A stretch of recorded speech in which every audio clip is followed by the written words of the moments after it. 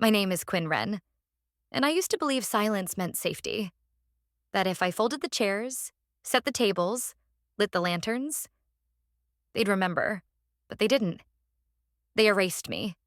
Not in anger, not in scandal. Just quietly, like brushing off a name tag at a reunion photo. 10 years. 10 years of group emails I was never copied on. 10 years of picnics where I was behind the camera but never in the frame. 10 years of RSVPs with every Wren accounted for. Except me. At first, I saved the proof out of instinct. Later, I saved it like evidence. And when the 100-year Wren family reunion arrived, with banners, white tents, a press drone overhead, I didn't come with flowers or forgiveness. I came with the will. The one they tried to bury.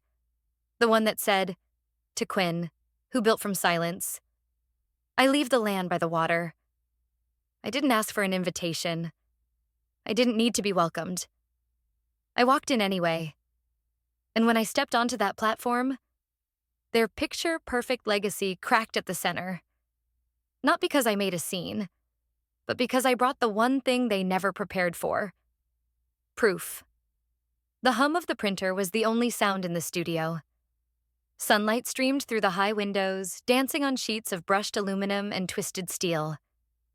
My latest piece stood half-finished near the back, a wire-thin silhouette welded from discarded bolts and tarnished forks. Even it seemed to be watching me. I sat cross-legged on the concrete floor, my laptop open beside me, a manila folder laid out like an autopsy. Proof was scrawled in black Sharpie across the tab, the letters smudged and fading. But the contents inside were sharp as knives. I flipped through the stack for the 100th time. Printed screenshots from 2014 to now. Emails where my name had been omitted in the to line. RSVP confirmations where the Wren family list went from Victoria, Matthew, Aubrey, straight to Uncle John, skipping me like a skipped heartbeat. Photos from their 4th of July picnics. Long tables under paper lanterns, kids running through sprinklers, always taken from an angle that conveniently cut out the person who must have been holding the camera. Me. My fingers trembled slightly as I pulled out the oldest piece, an Instagram post from Aubrey. It was dated July 2014. The caption read, Wren Summer Tradition, Family First. The picture showed everyone gathered under a canopy of lanterns. I remembered setting them up, cutting wire for hours, making sure the poles were stable. I wasn't in the shot. I wasn't tagged. It was as if I'd never been there. 10 years, I muttered. 10 years of what? Harper's voice cut through the air as she strolled in, carrying 2 coffees from the bodega downstairs. Her wild curls were pulled back into a messy knot, and her sweatshirt bore the familiar stain from last night's paint session. 10 years of being a ghost, I said. Of being selectively forgotten. She handed me a cup, then looked down at the folder. Wow, you really did keep all of it. I had to. At first it was just instinct, then it became evidence. For what? An emotional trial? Maybe, I said, sipping. But it's more than that now. She watched me quietly as I flipped to a letter tucked near the back. It was wrinkled and tear-stained, dated December 2021. I hadn't opened it in years. I read aloud. I hope you're well. But maybe it's better you stay away. Things are complicated. Harper's jaw tightened. Victoria wrote that? I nodded. She sent it, then unsent the follow-up email. Probably realized even this was too generous. She looked at me over the rim of her cup. You ever think about just moving on? Leaving them behind for good? I did, I said. I moved cities. Changed my number. I built this. I gestured to the studio around us. And yet, she said, pointing with her chin toward the printer, you're still watching that email come out like it's a summons. The printer beeped. One final page landed in the tray. It was from the Wren family group thread. Sent last week. Subject, 100-year reunion. Final details. Location, the Wren Estate, Savannah, Georgia. Date, June 29th, 2024. Hosts, Victoria, Matthew, Aubrey. No mention of Quinn Wren. No seat assignment. No RSVP needed because no invitation had ever come. They forgot I exist, I whispered, more to myself than to her. Let's remind them. Harper leaned against the doorway, arms folded. You sure you want to do this? I didn't blink. Number I need to. If you're going to crash a reunion, bring more than your pride. Bring paperwork. Bring proof. Bring the will they tried to bury. The office smelled faintly of lemon polish and steel. Lucia Tran stood behind her desk, fingers clasped together like she was holding back a secret that had waited too long. Her eyes flicked toward the envelope lying on the glass table between us. It wasn't labeled. It didn't need to be. The air around it had already chosen sides. You're sure you want to see this now? She asked. I nodded. It's time. Lucia had always been precise. Her hair was pulled into a low bun, not a strand out of place. She wore the same navy suit I remembered from the memorial. She hadn't cried that day. Neither had I.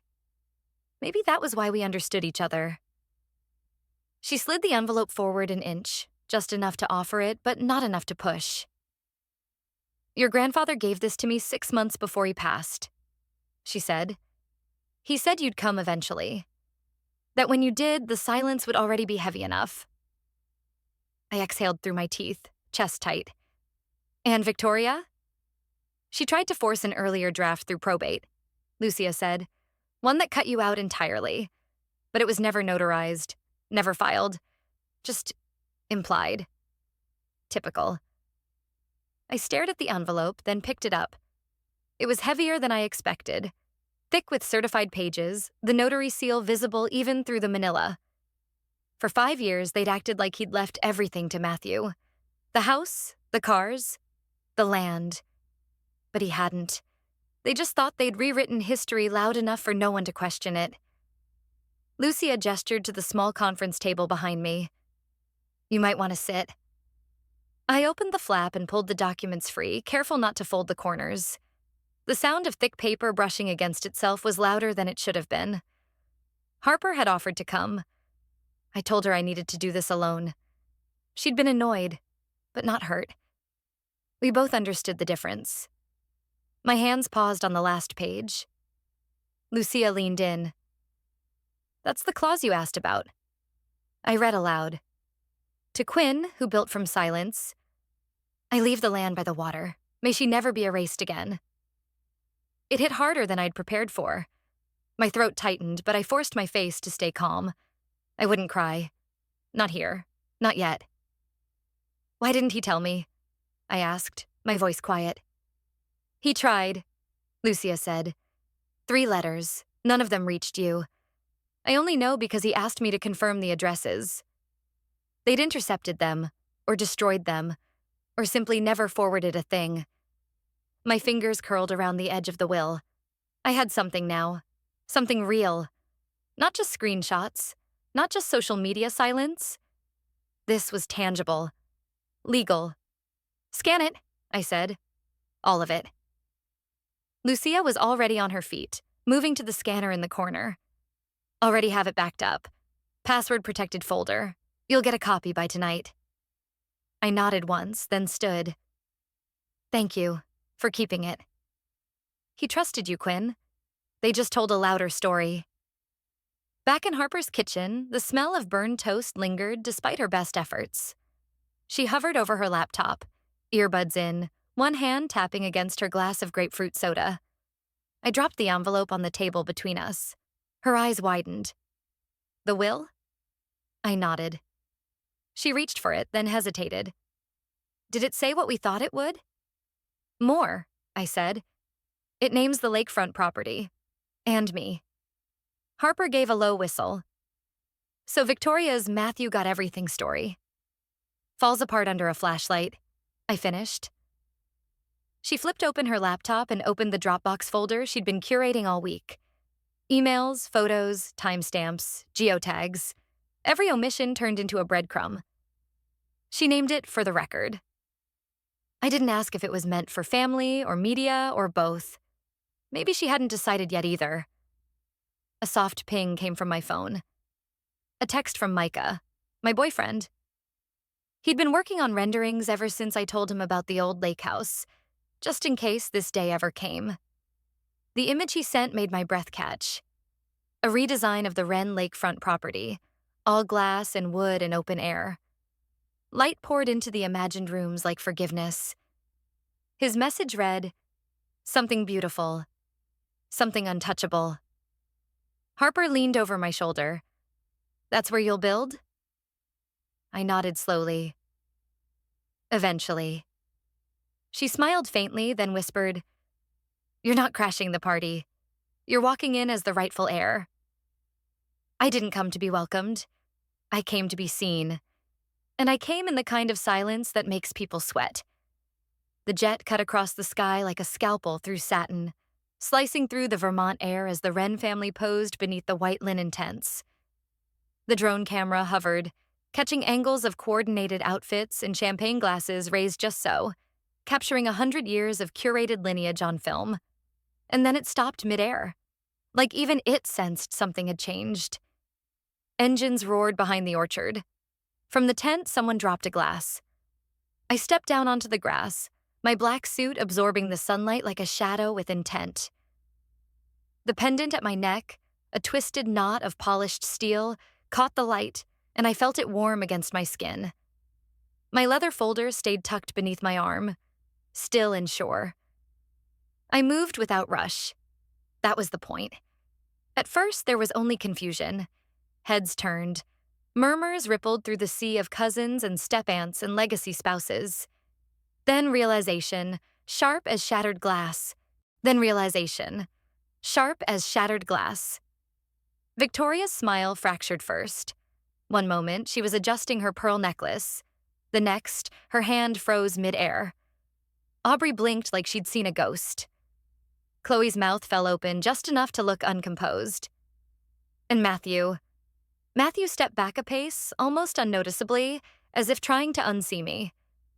I caught Sophie's eyes near the edge of a table, her hands clutching a soda can with both fists.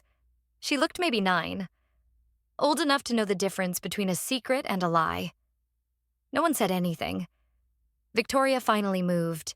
She walked toward me, each heel tapping across the stone path with increasing speed, her voice low but desperate. "There must be a mistake. I wasn't invited," I said, stopping just close enough for everyone to hear. I just inherited the lake. Her breath hitched. The way her lips parted, you'd think I'd slapped her. But it was just words. Words backed by notarized truth. From the corner of my vision, I saw Harper standing off by the valet tent, arms crossed, sunglasses hiding half her expression. Her phone was in her hand. For the Record was already live in 3 cloud folders and scheduled for release if anything went sideways. I kept walking. The family parted like brush before a wildfire. Someone hissed my name like a curse. I didn't stop to check who. Instead, I stepped straight into the photo space. White platform, gold monogrammed 100 years of Wren legacy backdrop, and an anxious photographer adjusting his tripod. I handed him the folder. "A new shot," I said. "Include everyone." He took the folder with both hands, glanced inside, and stiffened. Legal seals, signatures, pages that meant something. His eyes darted to Victoria, then back to me. Then he gave the slightest nod. The family looked like statues, posed, paralyzed. I stepped onto the platform. My shadow touched the hem of Victoria's dress. "I think we should smile," I said, not turning. "It is a celebration." Matthew turned sharply toward Victoria, voice low but shaking with barely restrained fury. "Did you know she had it?" Victoria's answer came like a blade dulled by fear. "Number, but she won't ruin this day." The camera clicked. Flash. Everything changed. They wanted a picture-perfect legacy.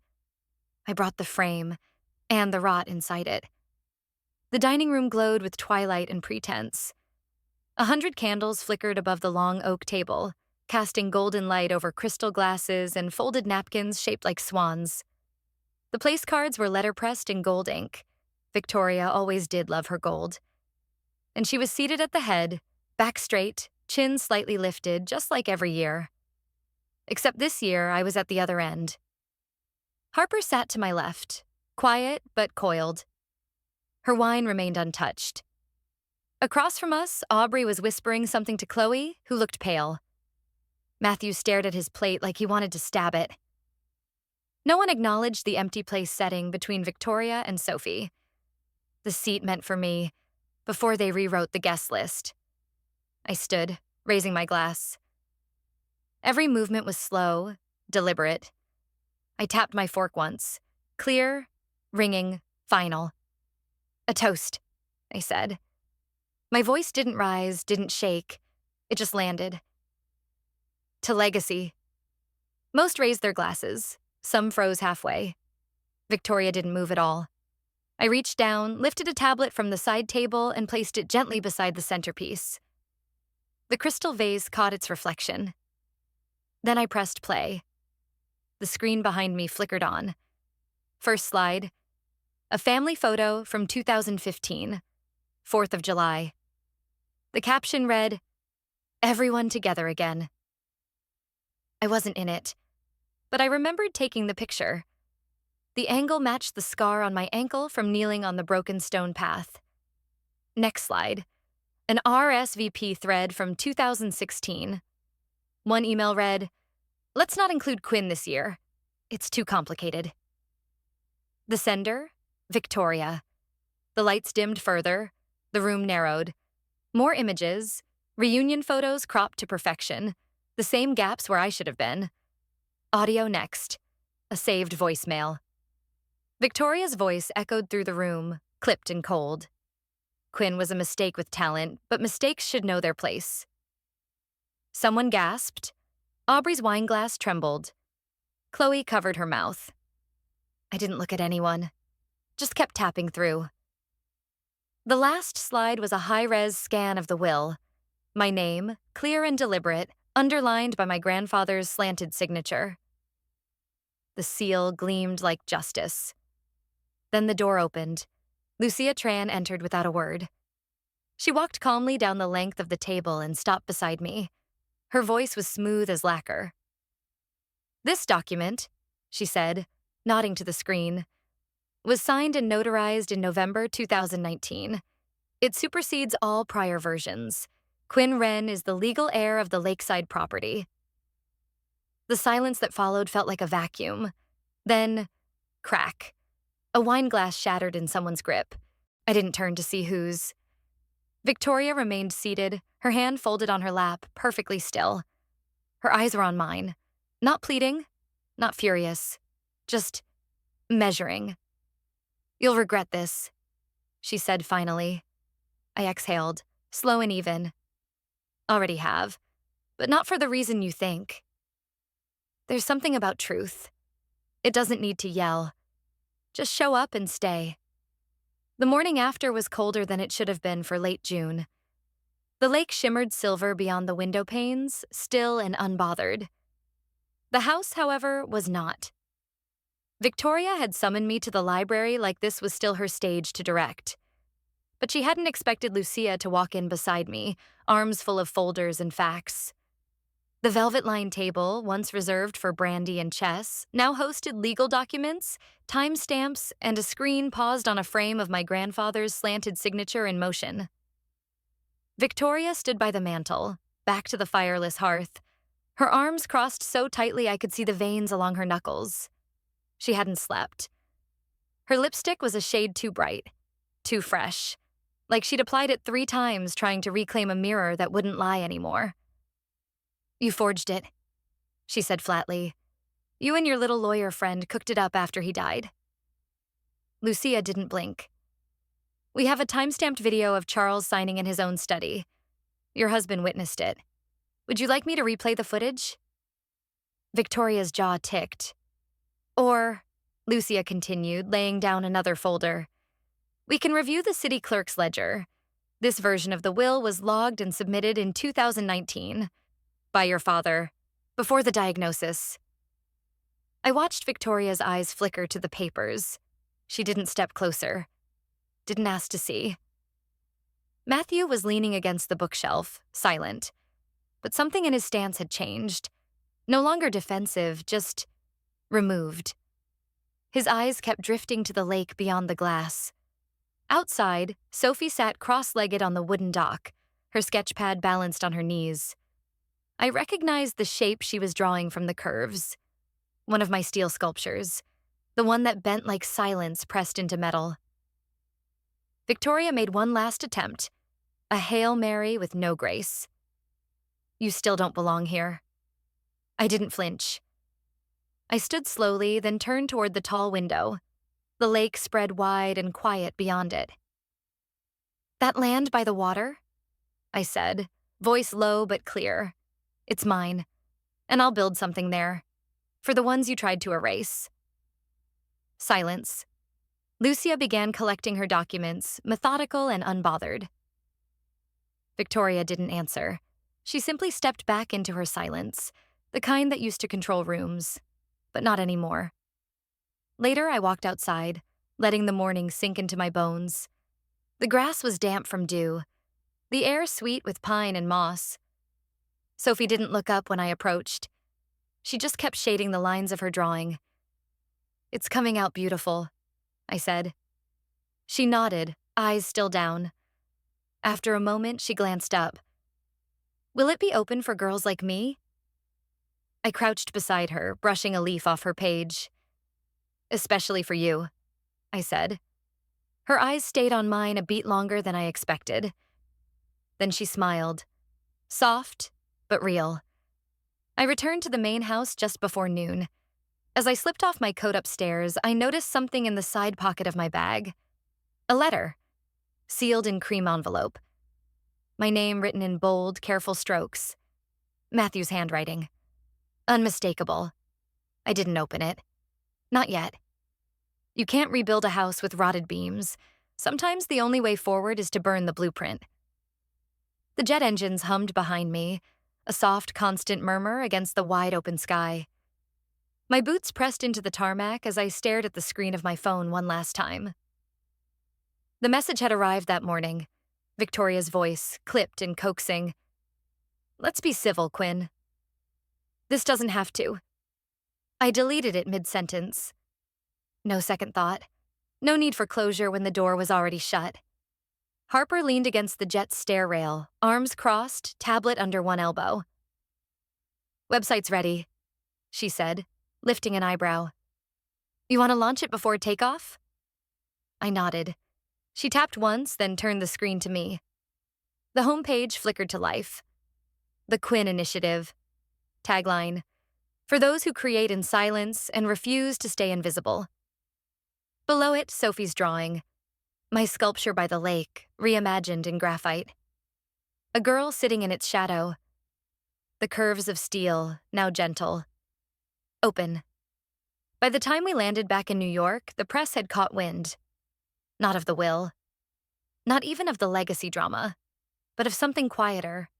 Someone who returned, not to reclaim a title, but to build something else entirely. Micah was already at the new studio space, rolling up blueprint copies, taping layout plans to the concrete wall. Light spilled in from tall windows. The scent of steel dust and primer filled the room. It felt like home. A beginning, not an inheritance. On the table near the entrance sat a brown envelope. Harper picked it up, eyes scanning the handwriting. "It's from Matthew," she said, already opening it. She read aloud, her voice softer than I expected. "Sophie saw in you what we refused to. That's on us. You were never invisible. We just closed our eyes. I'll raise her different. M." She folded it slowly. "You okay?" I didn't answer right away. Instead, I walked to the far end of the gallery space to the sign Micah had set aside. "You were never invited. You came anyway." Good. I lifted it onto the wall above the main entrance, screwed it in myself. One corner clicked into place with a satisfying finality. The next morning, the receptionist flagged me as I passed through the foyer. There's someone here for intake. I turned. A girl stood just inside the glass doors, maybe 17, wearing jeans a size too big and a backpack slung low. She clutched a sketch pad but held her head high. "Who referred you?" the receptionist asked. The girl glanced at me, then back. Her voice didn't waver. "No one," she said. "I saw her story. I'm here because she was." I didn't speak, just nodded once. That was enough. By dusk, the studio hummed with quiet work. Paint drying, metal cooling, paper rustling.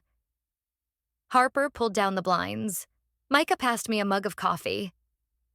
Sophie's framed sketch rested near the office door.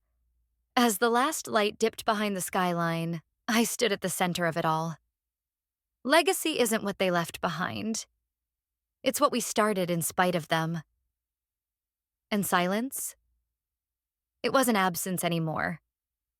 It was mine.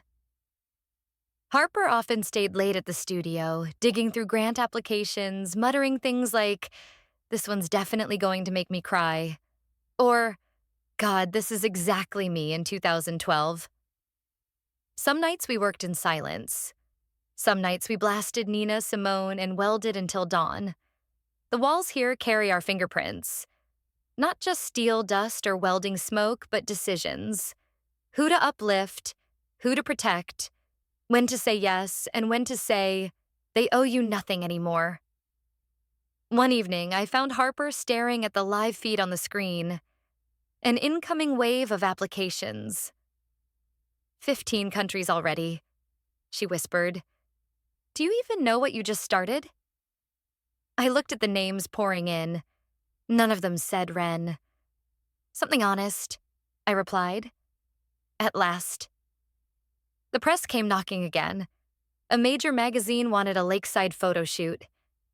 "Make peace with the past," they suggested. I laughed. Not from bitterness, but because they still didn't get it. We didn't make peace. We carved a path. The lakeside land remains untouched.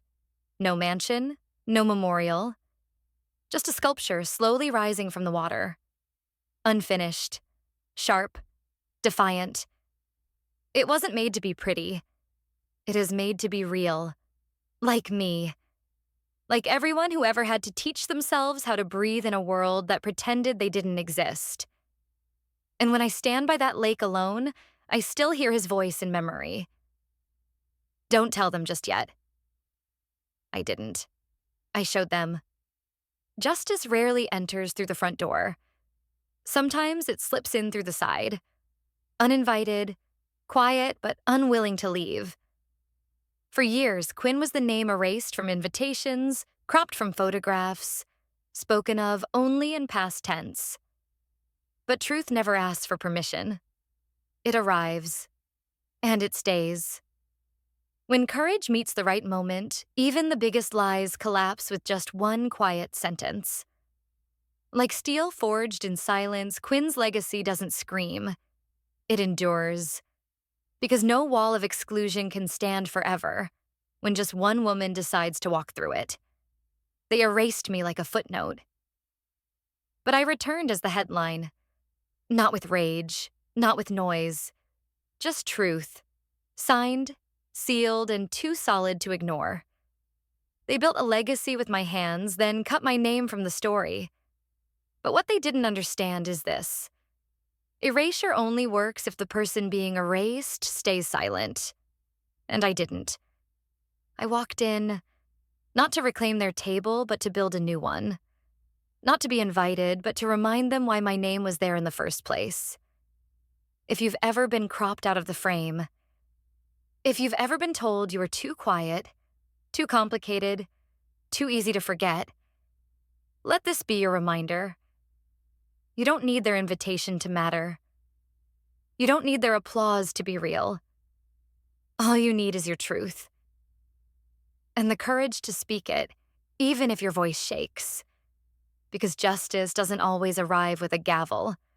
Sometimes it walks in with a folder, with a will, with steel in its spine and proof in its hand. And that's more than enough. Thank you for walking with me through this story. Every view, every comment, every second you spent here, you've helped make space for stories like mine to be seen, not just told. Tell me in the comments, when was the moment you decided to stop waiting for permission? And if you've ever built something in silence, something real, something brave, hit that subscribe button. Because here, we don't crop out the quiet ones. We center them. Thank you for listening, for remembering, for staying. You